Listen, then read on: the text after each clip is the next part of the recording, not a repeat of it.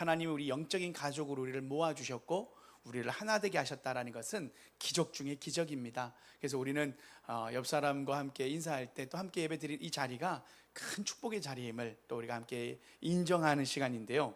여러분들에게 이렇게 질문을 한번 해보고 싶어요. 요즘 여러분들의 예배는 잘 드리고 계십니까? 여러분 예배를 잘 드리고 계십니까? 라면 아마 대부분의 사람들은 이렇게 얘기할 거예요. 그럼요. 저 주일 예배 요즘 안 빠집니다. 우리 한동임 목사님 요즘 잘 나오고 계시. 아주 모범생으로 일찍 오셔가지고 예배 잘 드리고 계셔요. 그러면서 어떤 분들도 이렇게 얘기합니다. 몸이 안 좋아도 예배당에 꼭 나가려고 합니다 라는 분도 계셔요. 그 말 속에는 신앙심에 대한 믿음이기도 하고요, 또한 하나님 앞에 예배를 향한 소중함에 대한 고백이기도 하죠. 그런데 여러분, 우리가 이렇게 예배를 주일날 드리는 예배도 예배이지만 우리의 삶에는 이런 날도 있는데 하루하루를 살다 보면 어느 날은 정신없이 하루를 보내는 날이 있습니다.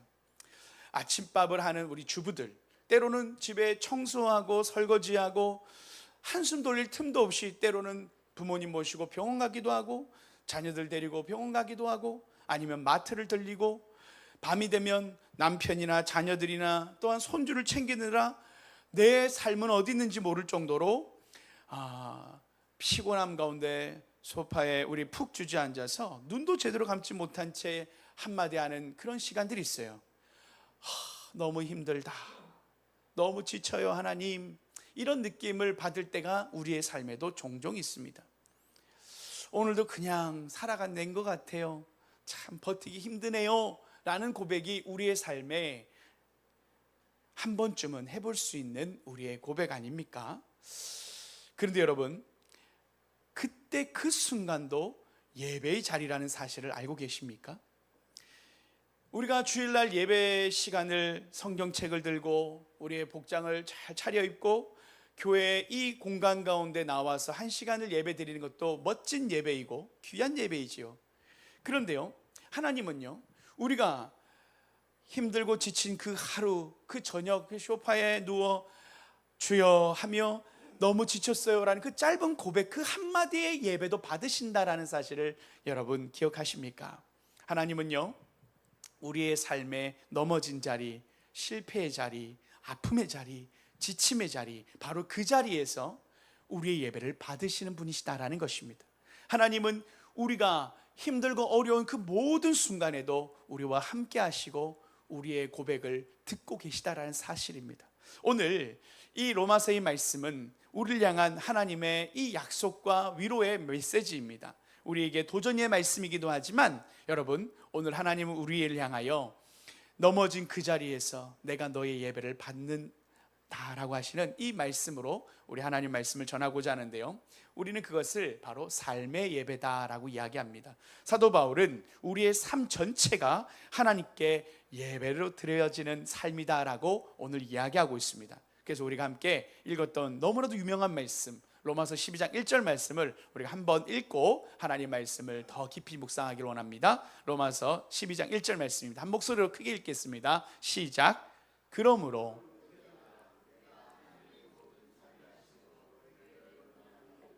너희 몸을 하나님이 기뻐하시는 거룩한 산제물로 드리라. 여러분, 우리는요, 예배라고 하면 주일 오전 11시 예배, 어른들은 딱 한국교회 예배 시간 하면 대예배 시간은 오전 11시라고 아는 분들이 되게 많습니다. 그러면서 공간이 예배당이라는 공간에 나와서 정해진 공간에서 예배 드리는 그 예배의식이 바로 예배가 아닌가라고 생각하는 분들이 많이 계세요. 그런데 오늘 사도 바울은 우리의 이런 생각에 대하여 폭탄과도 같은 큰 선언을 하십니다. 그것은 뭐냐면 우리의 삶 자체가 거룩한 산제물이라고 표현하고 있어요. 너희 몸을 하나님이 기뻐하시는 거룩한 산제물로 드리라. 여러분, 여기서 이 산제물, 죽어서 한번 제사 드리는 그런 죽음의 제사가 아니라 살아있는 상태로 매일매일 순간 하나님 앞에 우리의 삶을 통해서 드려지는 예배를 바로 산제사, 산제물이라고 하는데, 쉽게 말하면 아침에 눈 뜰 때부터 저녁에 잠자리에 들 때까지 살아 숨쉬는 모든 순간이 하나님을 향한 제사다라고 말하는 것이 바로 사도 바울의 이야기입니다. 너희는 하나님께 드리는데 거룩한 산제물로 하나님께 아침부터 저녁까지 살아있는 너희의 삶 자체가 제물이다라는 겁니다. 여러분, 우리의 삶에 하나님께서 우리의 삶을 통하여 우리 몸 자체가 하나님께 기쁘시게 받으신 거룩한 산제물, 즉 영적 예배의 삶을 드려야 한다라고 이야기하고 있다는 거죠. 이것은 우리 주일날 드리는 공예배도 너무 소중하지만 하나님은 우리의 이 주일날 드려지는 이 한 시간, 이 주일의 한 시간의 예배도 너무 소중하게 보시지만, 그러면 여러분 24시간 7일하면 몇 시간이 남습니까? 167시간. 여러분, 절대적인 시간, 우리가 예배드린 이 한 시간보다 더 우리에게 더 절대적인 시간은 바로 167시간. 여러분, 우리의 절대적인 이 시간이 더 큰 하나님을 향한 예배의 기회요, 하나님은 우리의 이 삶의 예배를 더 기뻐 받으시기를 오늘 우리에게 말씀하고 계시다라는 거예요. 직장에서, 학교에서, 평범한 일상에서 우리의 삶의 진짜 예배가 시작되어진다라는 겁니다. 우리의 삶의 예배가, 오늘 이 예배의 시간, 주님을 예배한 이 한 시간 예배가, 공예배가 끝나면 하나님 앞에 더 멋진 예배로 드려져야 되는 시간이 바로 우리의 삶의 예배라는 것입니다. 여러분, 하나님 앞에 찬양하고 기도하고 말씀 듣는 거 너무 중요하고 필요합니다. 그리고 우리가 은혜를 받고 결단함으로 삶의 연장으로 나아가는 것은 우리에게 큰 힘입니다. 그러나 여러분, 하나님은요, 우리가 가정에서, 우리가 만나는 모든 관계 속에서 하나님의 자녀답게 살아내는 예배의 산제물로서의 삶을 우리에게 말씀하십니다. 그리고요, 우리가 직장에서도 우리가 자존심이 상하는 그 순간에도, 때로 우리가 자녀들에게 상처받고 상처 주는 그 시간, 우리가 내뱉는 그 후회되는 말 속에서도, 때로는 우리가 아무도 알아주지 않는 그 고통과 어려움의 광야의 그 신음 가운데 있을지라도 하나님은 그 모든 순간이 예배적 삶을 살아야 한다라고 우리에게 말씀하고 있다는 것이죠. 여러분, 그래서요, 예배는요, 우리가 성공했을 때만 하나님께 멋진 모습으로 드려지는 예배만 예배가 아니고요, 하나님은 우리의 실패와 우리의 아픔 가운데서도 우리의 일상의 삶 전체에서 드려지는 우리의 예배도 예배다라고 얘기하시며, 하나님은 우리에게 위선이 아니라 진심을 원하신다라는 겁니다.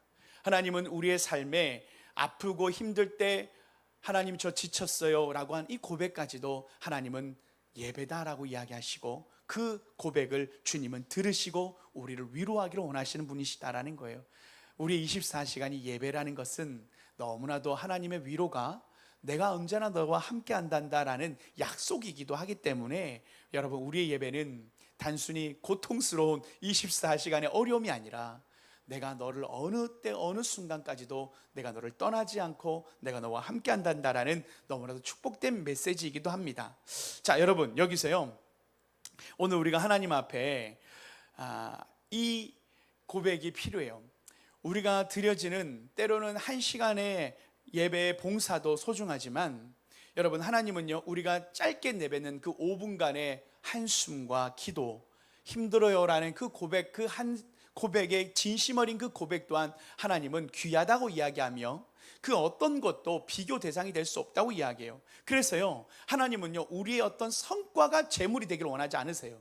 하나님은 우리의 존재가, 우리 존재 자체가 하나님께 너는 내 사랑하는 내 아들이라고 말씀하시는 존재로 하나님은 우리의 예배를 받으신다라는 거예요. 그래서 하나님은 우리가 무엇을 하는 어떤 행동, doing이 아니라 우리가 그 자리에 주님과 함께 머무는 시간, 하나님께 나아가는 그 자리, 힘들고 어려우면 하나님을 찾는 그 자리, 머무는 자리, 존재의 자리가 하나님은 우리의 예배다라고 이야기하시는 산제물로서의 오늘 말씀을 하고 싶으신 겁니다.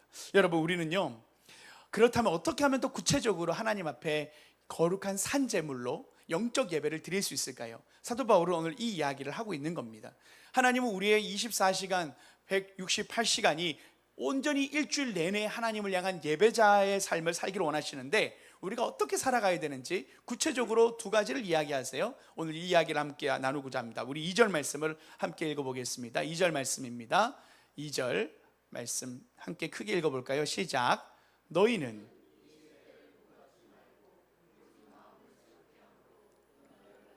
하나님의 선하시고 기뻐하시고 온전하신 뜻이 무엇인지 분별하도록 하라. 우리가 거룩한 산제물로 드려지는 이 삶은 가볍게 그냥 단순히 드려져지는 게 아니라 두 가지의 큰 우리가 결단이 필요한데, 첫 번째는 하지 말라고 하는 소극적 명령이에요. 그리고 두 번째는 하라라는 적극적 명령이 있어요. 자, 먼저는 이 세대를 본받지 말라라고 하는 소극적 명령이에요. 너희는 이 세대를 본받지 말라는 겁니다. 본받는다는 것은요, 겉모습만 따라하는 게 아니고요, 세상의 가치관과 어떤 세상의 흐름 가운데 나를 동화시키는 것을 말하는 겁니다. 세상은 끊임없이 우리에게 이렇게 속삭입니다. 더 많이 가져야지 성공하는 거야. 너 자신이 가장 중요해. 너의 욕망을 채우는 거 나쁜 것 아니야. 남들보다 더 높아지는 거 좋은 거야 라고 말하는 세상적 가치관이 우리의 삶에 스며들 때, 하나님은 우리에게 이 세대를 본받지 말라고 이야기한다는 거예요. 그게 거룩한 영적 예배의 삶의 중요한 자세라는 건데요, 여러분, 우리는요 주일날에는 열심히 예배를 드리고 은혜를 받고 우리 안에 감동이 되고 눈물이 나요. 그런데 바로 우리는 내일 월요일, 이 월요병에 우리는 늘 빠지게 됩니다.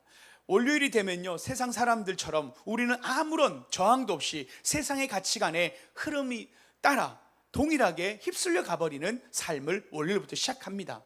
돈이 주인이 되고 우리의 삶의 성공이 우상이 되고 우리가 하나님의 자녀라는 정체성을 잃어버린 채 세상 사람들과 똑같은 방식으로, 똑같은 우리의 방식과 때로는 우리의 삶의 자세를 가지고 살아갑니다.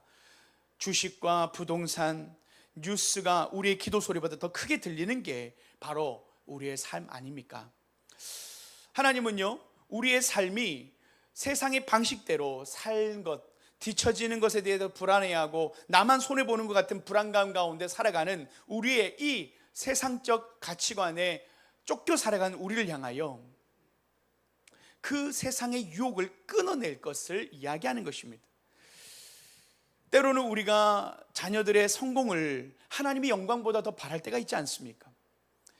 여러분, 우리의 삶에 하나님의 뜻을 분별하는 것은 사치처럼 느껴질 때가 너무 많아요.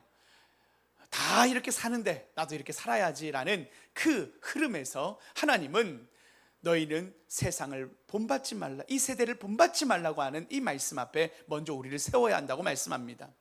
그래서요, 여러분, 우리의 삶의 이 거짓된 욕망과 욕심에 대해서 하나님은 우리가 거절해야 한다고 이야기하는데요, 우리가 조금 쉽게 얘기한다면, 여러분, 요셉을 한번 기억해 보세요. 요셉은 보디발의 아내의 유혹을 받았어요.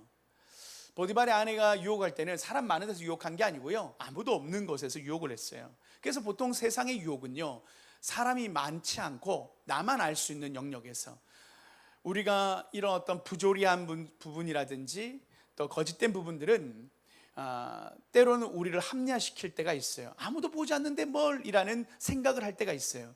그래서 요셉의 그 자리가, 보디발의 유혹의 자리는 사단은 늘 우리를 향하여 아무도 보지 않아 괜찮아라고 하는 우리를 향한 거짓된 위로를 던질 때가 있어요. 그런데요, 요셉은 어떻게 합니까? 아무도 보지 않지만 이렇게 말해요. 하나님 앞에서 내가 이 범죄를, 이 큰 악을 행할 수 없다. 그것을 우리는 코람데오라고 얘기하죠. 하나님 앞에서라고 하는 우리 안에 하나님이 보고 계신다라는 이 사실. 그래서요, 요셉은 어떻게 하냐면 그 자리를 박차고 나와버립니다. 여러분, 이것이 중요한 힌트예요. 우리의 삶의 유혹의 자리를 나는 견딜 수 있어, 나는 넘어지지 않아 하고 그 유혹의 자리를 그대로 유지한다면요, 여러분, 그것은 지혜로운 것이 아니에요. 우리가 하나님이 세상의 유혹을 향하여 세상을 본받지 말라고 하는 데 있어서 우리가 거절을 해야 되고 때로는 그 자리를 피해야 되는 거예요. 술자리인 거 뻔히 아는데 나가면 술 마시는 거예요. 때로는 우리의 삶에 그 유혹의 자리가 뻔하면요, 우리의 환경을 바꿀 수 있어야 돼요. 그런데 우리들은 그 환경의 자리를 바꿀 것보다는 나의 믿음은 괜찮아 라고 우리 안에 안주하면서 점점 스며드는 우리 안에 그 죄성과 죄악이 우리를 넘어지게 한다는 거예요. 요셉도요, 한두 번 이렇게 당한 게 아니에요. 몇십 번을 보디발의 아내가 와서 유혹을 한단 말이에요. 그러면 한번 져줘야 되겠다. 내가 이제 주인집 마님한테 잘못 보이다가 내 인생 끝나는데, 여러분, 한 번쯤은 넘어질 수 있잖아요. 그때 아마 요셉이 견디기 힘들고 못 참으니까 도망간 걸 거예요. 본인도 힘드니까 도망간 거예요. 아무리 거룩한 사람도요, 그 환경 가운데 계속 노출되면요, 넘어지는 겁니다. 여러분, 다윗도 넘어졌어요. 다윗도 그 거룩하고 그 하나님을 향한 믿음의 사람도요, 그가 그 욕심의 유혹 앞에, 그 음란의 유혹 앞에서 순식간에 넘어지는 거예요. 여러분, 그게 우리의 모습이라는, 우리가 얼마나 강하면 얼마나 강하겠어요. 연약한 믿음 가운데 여러분, 우리가요, 그런 자리들, 때로는 그런 모임들, 때로는 우리 그런 시간들이요, 때로는 피해야 할 자리고, 우리가 세상의 가치관 가운데 스며들지 않도록 우리가 때로는 소극적이지만 거절해야 할 때가 있다라는 거예요. 우리 하나님 앞에서 우리의 삶을 끊어내야 될 우리의 어떤 습관들이 있습니까? 하나님은요, 우리가 하나님을 향한 거룩한 믿음의 사람으로 살아나가기 위하여 우리의 삶의 습관들, 때로는 우리 안에 죄악된 어떤 우리의 모습들 속에서 하나님은 먼저 하지 말라라고 하시는 이 소극적 부름 앞에 우리를 먼저 세우십니다. 그러면서요, 두 번째로 하나님은 우리에게 오직 마음을 새롭게 함으로 변화를 받으라라고 하는, 하나님은 우리에게 두 번째로 먼저 적극적으로 하나님 앞에 마음을 새롭게 함으로 변화를 받으라는 겁니다. 본받지 말라는 소극적이었다면 우리는 이제는 하나님을 마음을 새롭게 함으로 변화를 받으라라고 하시는 이 두 번째의 말씀 앞에 우리는 서야 합니다. 자, 여기서요, 마음을 새롭게 하는 것이 매우 중요합니다.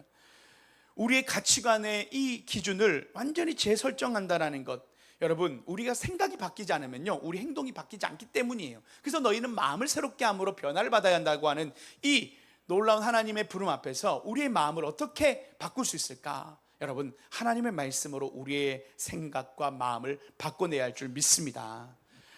내 마음을 새롭게 하는 것은요, 나의 결심만이 아니에요. 우리는 연약하기 때문에요, 하나님의 말씀 없이는 우리가 새로워지기가 쉽지 않습니다. 그래서 우리가 하루를 시작할 때 세상의 뉴스를 보고 시작하기보다는 먼저 10분이라도 기도로 하나님 말씀 묵상함으로 시작하는 하루를 여시기를 축복합니다. 그래서 여러분, 이 새벽의 예배가 하나님 앞에 세상 어떤 뉴스나 소식들을 접하기보다 먼저 하나님의 말씀을 접하는 것, 그것이 우리를 먼저 강하게 세우는, 우리를 변화시키는 중요한 하나님 주시는 우리의 영적 예배를 회복하는 귀한 지름길이라는 것을 말씀하시는 거예요. 그리고요, 하나님은 우리의 영적인 이 연약함을 알고 계셔서 성령의 도움을 받으라고 이야기하십니다.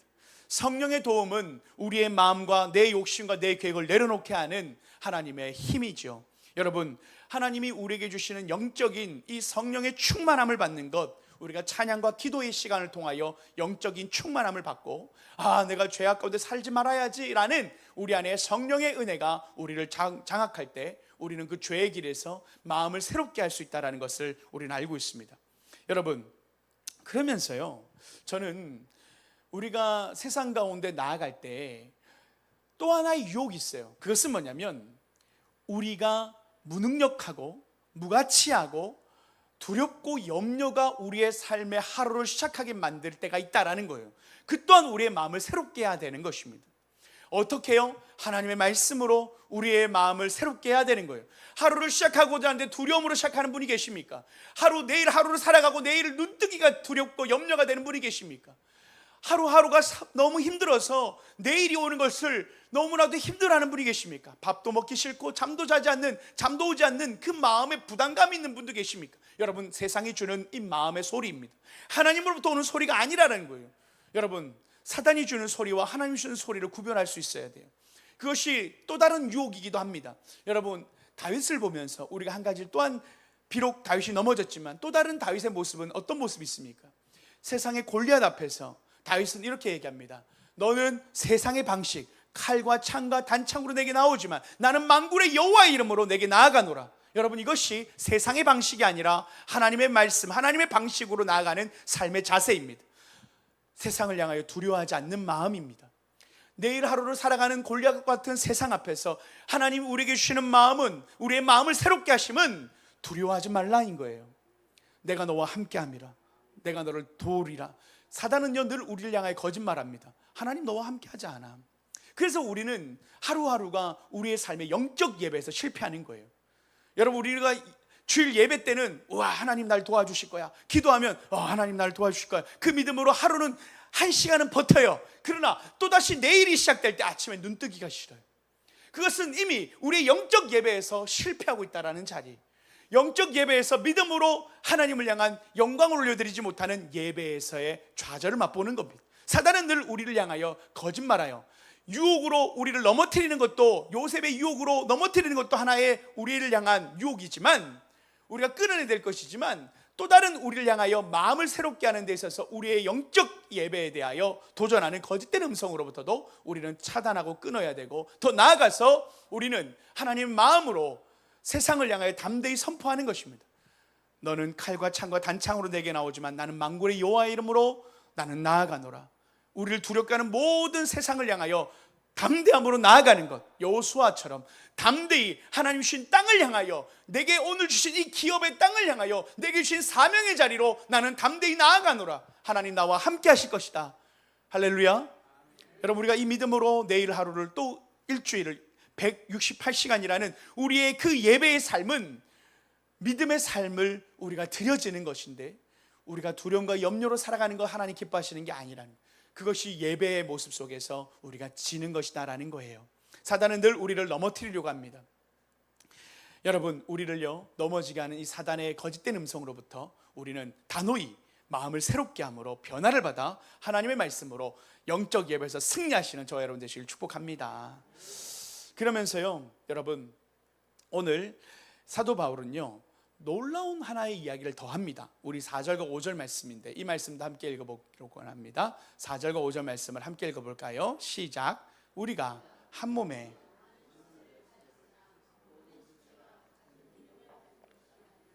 이와 같이 우리가 많은 사람이 그리스도 안에서 한 몸이 되어 서로 지체가 되었느니라. 아멘. 여러분, 사도 바울은요 우리의 삶의 영적 예배를 이야기하다가 이어서 우리가 구별되는 것, 세상과 새로워지는 것에 대하여 나 혼자만이 아니라는 거예요. 나 혼자만의 경건훈련으로 나아가는 것이 아니라, 놀랍게도 바울은 교회 공동체, 즉 지체들, 예배의 공동체를 이야기하므로 우리는, 영적 예배를 드리는 우리 그리스도인들은 공동체적 예배를 드려야 한다라고 사도 바울은 이야기해요. 이것이 진정한 성공이라고 이야기하는 거예요. 우리가 하나님 앞에 영적 예배를 드린다고 말할 때 우리는 혼자 예배 드리는 게 영적 예배라고 생각하는데 그렇지 않다라는 거예요. 하나님은 우리를 교회로 부르신다라는 거예요. 우리를 교회 공동체로 부르셔서 하나 되어서 사랑으로 하나 되어 예배에 승리하기를 원하신다라는 사실입니다. 여러분, 이건 하나님의 놀라운 부름입니다. 우리는 나만 잘 되면 된다고 생각하는 그 영적 이기심에서 하나님은 그렇지 않아 라고 이야기하시는 거예요. 너희가 진짜 예배에 성공하고자 한다면 너희가 함께 드리는 공동체적 예배에서 성공해야 돼 라고 이야기하는 거예요. 자, 그러면서요 우리에게 어떻게 하면 조금 더 우리 영적 공동체의 이 영적 예배를 우리가 하나님에서 승리하냐, 바로 지체라는 단어에 관심을 가져야 됩니다. 지체라는 단어에 우리가 집중하면 우리의 영적 예배, 공동체적 예배를 회복할 수가 있는데, 그것은 뭐냐면, 여러분, 우리 손이요 내 다리를 향하여 너 없어져라고 할 수 있습니까? 없잖아요. 여러분, 우리가 세상에요 필요 없는 존재가 없듯 우리가 새끼발가락 하나 없으면요 걷는 게 똑바로 못 걷는데요, 제대로 정석으로 못 걷는답니다. 작은 발가락 하나만으로도 우리의 그 무게 중심이 못 잡는데요. 여러분, 하나님은 우리에게 지체라는 단어를 사용하셨어요. 지체는 한 몸이고 네가 없어야 되는 게 아니라 함께 존재하는 공동체의 모습에 지체라는 단어를 쓰시면서 우리에게 힌트를 주신 겁니다.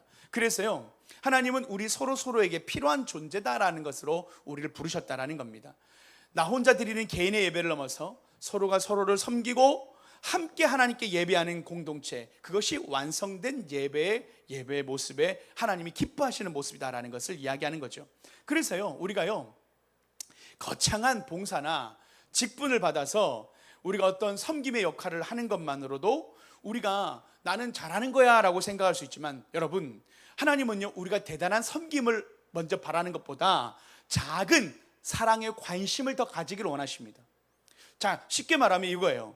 옆에 있는 사람에게 무관심한 게 아니라 한 주간 잘 지내셨어요? 라고 물어주는 것, 그것이 여러분의 어떤 봉사보다도 더 큰 하나님 안에서의 예배가 될 수 있다는 거예요. 그리고요, 힘들어 보이는 사람에게, 그리고 그 사람의 삶을 아는 분들은 내가 당신을 위해서 기도하고 있어요, 이 한마디가 위로가 되고 하나님 주시는 우리 안에 진정한 예배의 삶이다라는 것을 이야기하는 거죠. 그리고요, 여러분, 우리가 신뢰할 수 있는 동역자들을 향하여 서로 힘든 상황을 솔직하게 나누는 것도 용기입니다. 그것이 예배라는 거예요. 하나님이 우리에게 주어진 이 귀한 공동체 안에서 나의 깨어짐을 이야기하면요, 다른 사람의 아픔을 서로가 품게 되죠. 그러면요, 우리는 하나가 되는 겁니다. 그것이 연결된 지체가 된다는 것을 통하여 하나님은 공동체가 서로 사랑으로 하나 되기를 원하시는데, 그게 하나님이 너무 기뻐하시는 거예요. 자, 로마서를 사도 바울이 지금까지 써왔어요. 근데 사도 바울이 오늘 이 국면에 와서 이 얘기를 왜 할까요? 로마서가 어떤 배경을 가지고 있겠습니까? 유대인 그리스도인과 헬라인 그리스도인, 두 그리스도인들이 한 공동체를 이루고 있는데 서로가 싸우고 있었더라. 사도 바울이 왜 이렇게 앞에서 많은 이야기를 하고 지금 여기 와서 이 얘기를 하냐면, 너희가 아무리 개인 예배 잘 드린다고 하지만 너희가 싸우면 하나님 기뻐하시는 거 아니야. 너 혼자 신앙생활 잘한다고 이렇게 하는 거, 그 교회론에서, 예배론에 대해서 잘 모르는 거야. 하나님은 우리를 공동체로 부르셨어. 우리를 교회로 부르셨어. 그래서 여러분 보시면요, 사도 바울이, 또 많은 사도들이 편지를 쓰면요, 야고보서 아니면 서신서를 보면 교회를 향하여, 에베소서, 빌립보서, 골로새서 다 교회를 향한 쓴 편지예요. 한 개인에게 쓴 편지는 거의 없어요. 빌레몬서 외에 다 교회를 향하여 편지를 쓴 거예요. 그리고요, 계시록에 보면 7교회가 나타나죠. 7교회를 향하여 하나님이, 예수님께서 각 교회마다 평가를 하세요. 어떻게 해요? 너는 에베소 교회, 너희는 첫사랑을 지켰구나. 첫사랑을 잃어버렸구나. 빌라델비아, 너는 믿음을 잘 지켰구나. 사대교회, 너는 차지도 덥지도 않구나. 교회를 향한 평가가 나타났다라는 거예요. 여러분, 너무 놀라운 거죠.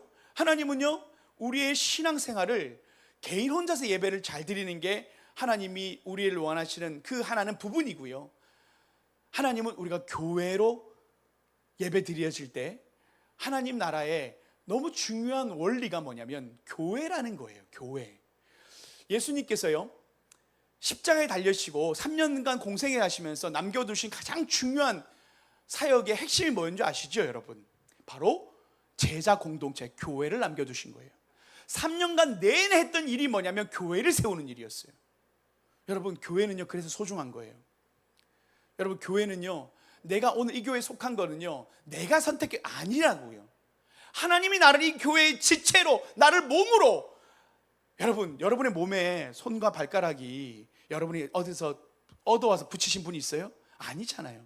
내 몸은 내 몸인 거예요. 하나님이 우리를 교회라고 하는 이 공동체로 부르셨을 때는 한 몸으로 부르셨다라는 거예요.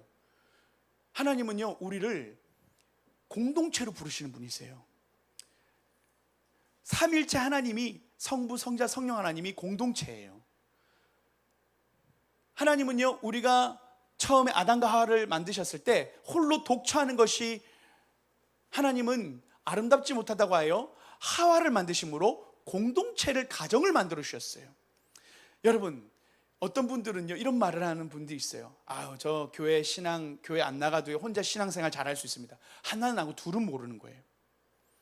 여러분, 하나님은요, 우리의 신앙생활이 혼자서 잘 된다고 말하지 않아요. 여러분, 장작불도요, 혼자서는 오래 못 타요.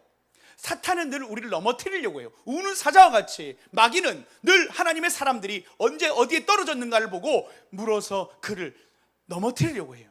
그래서 하나님은 우리를 향하여 너희는 모여 기도하라. 예수님은 너희가 함께 모여 기도하라. 왜요? 너희의 믿음을 함께 모여 기도할 때 성령의 은혜가 더 임하기 때문에 주님은 우리가 모여 있기를 원하세요. 그래서 너희는 흩어지기를 하는 사람들처럼 하지 말고 항상 모이기를 힘쓰라고 하고, 교회는 늘 모여 기도하는 공동체라는 것을 하나님은 우리에게 말씀하셨죠. 여러분, 그래서요, 제가 이야기했듯 다윗이 왜 넘어졌냐? 혼자 있어서 그래요. 혼자. 모든 군대가 다 전쟁에 나갔는데 다윗만 혼자서 쉰다고 옥상에 올라갔다가 유혹에 빠진 거예요.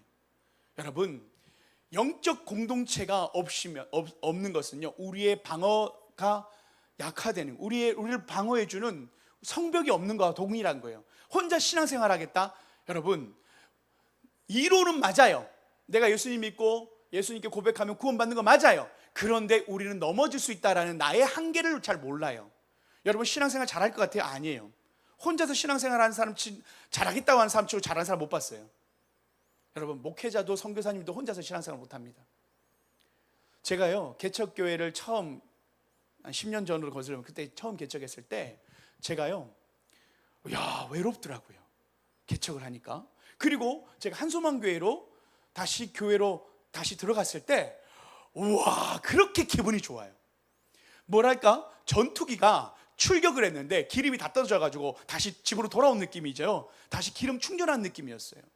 저희 아내가 그래서 은혜의 동산이라고 하는 프로그램을 가서 사모로서 개척의 그 아픔을 겪다가 교회 갔는데 막 눈물을 해, 막 위로를 받는데 엄청난 충격을, 감동을 받으니까 은혜의 동산을 계속하는 거예요. 그래서 여러분, 영적으로요, 공동체는 충전소와 같아요.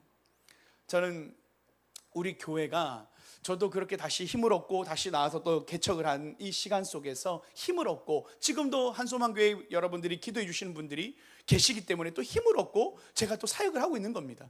여러분, 혼자서 잘 살 수 있다는 사람 아무도 없어요. 교회도 신앙도 혼자서 잘하겠다, 그거는 교만입니다. 여러분, 우리는 연약합니다. 쉽게 넘어집니다. 그래서 우리는 함께 모여 하나님 안에서 기도할 때 성령의 충만한 은혜를 경험하고, 그리고 우리가 영적으로 싸울 힘을 얻게 되죠. 자, 여러분, 오늘도 우리 성도들을 향하여 위로해 주는 거예요.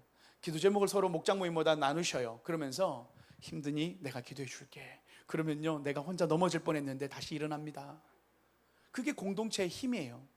나 혼자서는 위로가 안 되고, 나 혼자서는 어디 스트레스와 힘이 붙여서 넘어지기 쉬운데, 조금이라도 내가 이 얘기를 공동체 안에서 내 목장에서 얘기하면 그때 갑자기 위로가 되고, 문제가 문제로 보이지 않게 되고 힘을 얻게 돼요. 그게 하나님 우리에게 왜 교회를 주셨는가에 대한 이유입니다.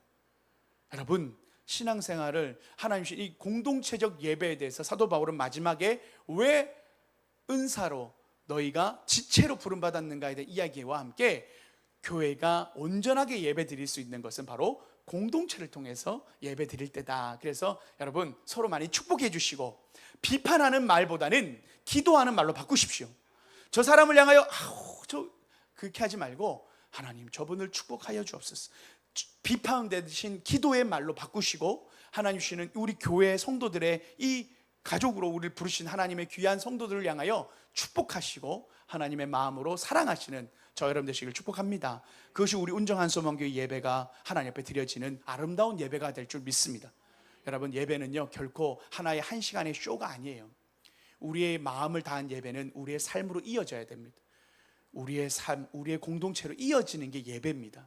그래서 여러분, 우리가 이렇게 믿음으로 24시간 내내 하나님이 나의 예배를 받으신다, 나는 산제사다, 나의 24시간이 예배다, 하나님이 나와 함께 하시고 나를 보고 계신다, 그래서 우리 입술을 주일 예배 때만 형제님 자매님 사랑합니다가 아니라 내가 살아가는 모든 삶에서 사랑합니다, 축복합니다라는 그 고백이 하나님 앞에서 이어지는 게 우리의 영적 예배라는 것을, 그래서 싸우지 마시고, 싸웠다면 빨리 화해하시고 빨리빨리 하나님 안에서 회복하시는, 또 그렇게 하나님 안에서 하나님은 우리가 하나 되고 사랑하는 모습으로 나는 너희 예배를 받는단다 라고 하시는 이 부름 앞에 여러분, 우리가 서는 겁니다. 그리고 마지막으로 오늘 다시 한번 이 말씀을 정리하면서, 여러분, 넘어진 그 자리가 있습니까? 지쳐서 피곤하고 힘들어서 두려움 가운데 넘어진 그 자리가 있습니까? 오늘 이 말씀을 통하여 하나님이 산제사다라고 하는 이 말씀 앞에 하나님은 우리의 그 아픔과 눈물의 그 자리에서 내가 너의 그 마음을 듣고 내가 너의 기도를 듣고 있다. 다시 말하면 주님은 우리를 혼자 내버려 두지 않으신다라는, 24시간 예배를 드리라는 그 어떤 소극적인 명령이 아니라 하나님이 지금 나와 함께 하신다라는 위로 가운데, 여러분, 지금도 나의 마음을 위로해 주시는 그 하나님, 나는 오늘도 잠자리에서 소파에서 예배 드린다, 하나님이 나의 위로자가 되셔서 딸아 오늘도 고생했어, 아들아 수고했다, 주일날 1시간 만나는 그 하나님이 아니라 나의 전 영역에서 주님 나를 만나주시고 내가 너의 수고를 알고 있단다. 그리고 더 나아가 주님이 우리를 그 넘어진 그 자리에서 내가 너와 함께 할 것이다. 두려워하지 말고 염려하지 말고 나아가라. 내가 너에게 힘과 능력을 줄 것이다. 여러분 혼자가 아닙니다. 여러분 하나님의 사랑받는 딸이요 아들이요 하나님과 함께하는 하나님의 사람일 줄 믿습니다. 여러분 혼자가 아니에요. 우리는 하나님 안에서 영적 동역자들이 있습니다. 함께 기도하며 우리의 삶에 문제들이 있다면 함께 기도로 이겨내가는 겁니다. 여러분 우리에게 함께하는 동역자는 이 세상 가운데 힘을 함께 합쳐요 승리할 수 있도록 우리에게 주신 영적 축복의 자산입니다. 우리 교회 성도님들이 여러분 이 자산을 활용하세요. 기도 제목 부탁하시고 서로 기도해 주시고 이쁘다 잘생겼다 위로도 해주시고 머리 잘 나오면 이쁘다 누가 위로해 줍니까? 원래 남편이 안 해주면 아내가 해주면 서로 안 해주면 누가 해주겠어요? 근데 남편도 안 해주면 교회에서 교인들이 해줘야죠. 자 연습 한번 합시다. 옆에 분에게 너무 아름답습니다. 너무 멋지십니다. 네, 한번 빨리 얼굴 한번 보시죠. 여러분 누가 이렇게 얘기해 주겠어요? 우리 스스로 위로받는 거예요. 우리 스스로 힘을 얻는 겁니다. 그게 교회예요. 우리가 오늘 또 밥을 식사하면서 많이 행복했으면 좋겠어요. 여러분 이때만이라도 우리가 위로받고 힘을 얻고 또 세상 가운데 나가야 되는 거 아닙니까? 그래도 나를 사랑하는 사람들이 있다. 나를 지지해 주는 사람이 있다. 늘 나를 위해 기도해 주는 사람들이 있다. 그 마음으로 우리 또 이렇게 너무 좋은 날이잖아요. 우리 좋은 분들 우리가 함께 또 우리와 함께하는 귀한 가족들을 만나는 명절 같은 일주일에 또 이렇게 한번 만날 때 우리가 얼마나 좋은 날입니까?